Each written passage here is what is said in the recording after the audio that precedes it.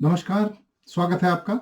किताबों की श्रृंखला में हम आज एक और नई किताब की चर्चा शुरू करने जा रहे हैं। इस किताब का नाम है the power of now by Eckhart Tolle. आज के वीडियो में हम इसकी इंट्रोडक्शन और पहले चैप्टर के बारे में बात करेंगे। एकहार्ट टोले की गिनती शीर्ष के कुछ प्रसिद्ध और प्रभावशाली आध्यात्मिक गुरुओं और लेखकों में होती है।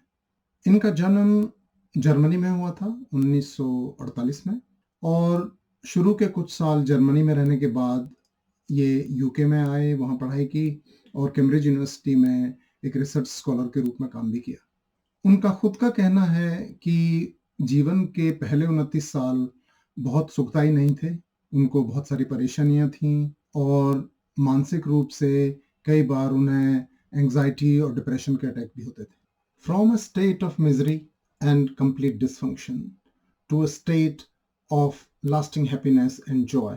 इतना भारी परिवर्तन इनके जीवन में कैसे हुआ, इस ट्रांसफॉर्मेशन की जर्नी में उन्हें और क्या क्या रियलाइजेशंस हुए, इन्हीं बातों को एक क्वेश्चन आंसर के फॉर्मेट में इस किताब में कैप्चर करने की कोशिश की गई। किताब का title the power of now हमें वर्तमान में जीने के लिए प्रेरित करता है। हम अपने जीवन का काफी समय या तो अतीत के बारे में सोचते हुए गुजारते हैं जिसे हम बदल नहीं सकते, या फिर भविष्य के बारे में चिंता करते हुए बिताते हैं। इसी संदर्भ में उन्होंने दलाई लामा का एक कोटेशन यूज किया है। वो कुछ इस तरह है कि साल में सिर्फ 2 दिन ऐसे होते हैं जब आप कुछ नहीं कर सकते, एक तो बीते हुए कल में और दूसरे आने वाले कल में।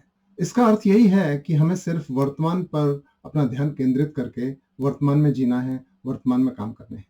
इसमें मैं एक बात अपनी तरफ से जोड़ना चाहूंगा, वो ये कि भविष्य के बारे में चिंता करना तो व्यर्थ है, लेकिन भविष्य के बारे में अगर आप प्लानिंग कर रहे हो तो वो एक ऐसा कर्म है जो वर्तमान में किया जा सकता है और उसे करना भी चाहिए। अब हम चलते हैं पहले चैप्टर की तरफ। उसका टाइटल उन्होंने दिया है you are not your mind. इसको समझने के लिए आपको एक क्वेश्चन पूछना पड़ेगा अपने आप से कि मैं कौन हूं। इस प्रश्न के उत्तर में आपके दिमाग में जितने भी थॉट्स आते हैं उनको आप 2 तरीके से देख सकते हो। एक तो ये कि जिसने उस थॉट को क्रिएट किया, दिमाग, और दूसरा ये जो उसको ऑब्जर्व कर रहा है, दैट इज द सेल्फ। एक और उदाहरण लेते हैं जो मैंने अपने पिछले वीडियो में भी यूज किया था। आंख बंद करके लाल फूलों के गुलदस्ते के बारे में सोचिए। तो वो जो सोचना हुआ वो तो दिमाग ने किया, लेकिन उस गुलदस्ते को जो देख रहा है, ऑब्जर्वर है, that is you, that is the self. तो इस चैप्टर में ऑथर ने इसी बात पर जोर दिया है कि आप अपने माइंड के द्वारा क्रिएट किए गए थॉट्स में और अपने आप में अंतर को समझें और माइंड को एज एन इंस्ट्रूमेंट यूज करें जिस पे आपका कंट्रोल हो, ना कि आप माइंड के क्रिएट किए गए थॉट्स के अधीन हो जाओ। थॉट्स या विचार एक कंटिन्यूस स्ट्रीम की तरह हमारे दिमाग में चलते रहते हैं। अक्सर ये एक चेन की तरह होते हैं। एक विचार आया, फिर उससे कनेक्टेड दूसरा विचार, तीसरा विचार, और कई बार ऐसे होता है कि जहां से शुरू किया था और जहां अंत हुआ उसका कोई आपस में लेना देना नहीं होता। और विचारों की ये कड़ी फिर इमोशंस को जन्म देती है, जैसे anger, happiness, kindness, resentment, etcetera. उदाहरण के तौर पर आप मान लीजिए घर में बैठे हैं शाम को और अगले दिन ऑफिस जाने की बात सोच रहे हैं। फिर उस थॉट से कनेक्टेड एक थॉट आया कि ट्रैफिक कैसा मिलेगा कम्यूट के दौरान, ट्रैफिक की कंडीशंस कैसे होंगी, रोड की सिचुएशन कैसी होगी। फिर सडनली आपको लगेगा कि how the government is not looking after roads.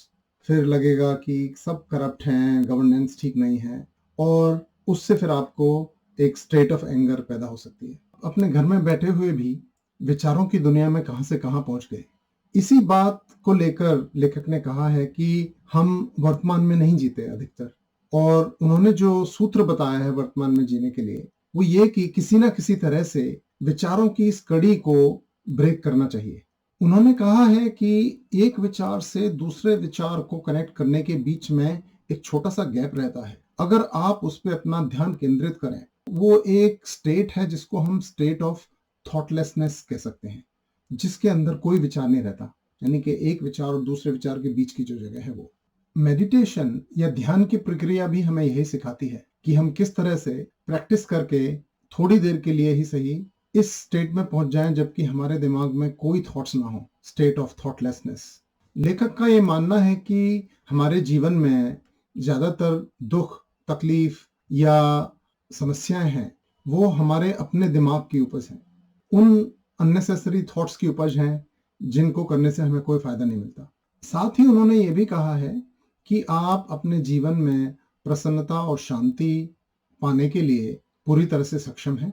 इस जीवन में खुशहाल रहने के लिए और जो भी हम चाहें उसे उपलब्ध करने के लिए काबिलियत हमारे अंदर है।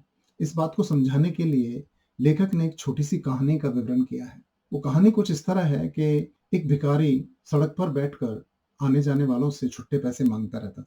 कुछ लोग उसे रोजाना देखते थे। वो एक बॉक्स के ऊपर बैठा रहता था। एक बार एक आदमी ने उसे रुककर पूछा कि भैया, ये तुम जिस बॉक्स पर बैठे हो, इसको कभी खोलकर देखा है, इसमें क्या है? तो भिखारी ने कहा, नहीं, इसमें कुछ नहीं है, तो मेरे बैठने की जगह है।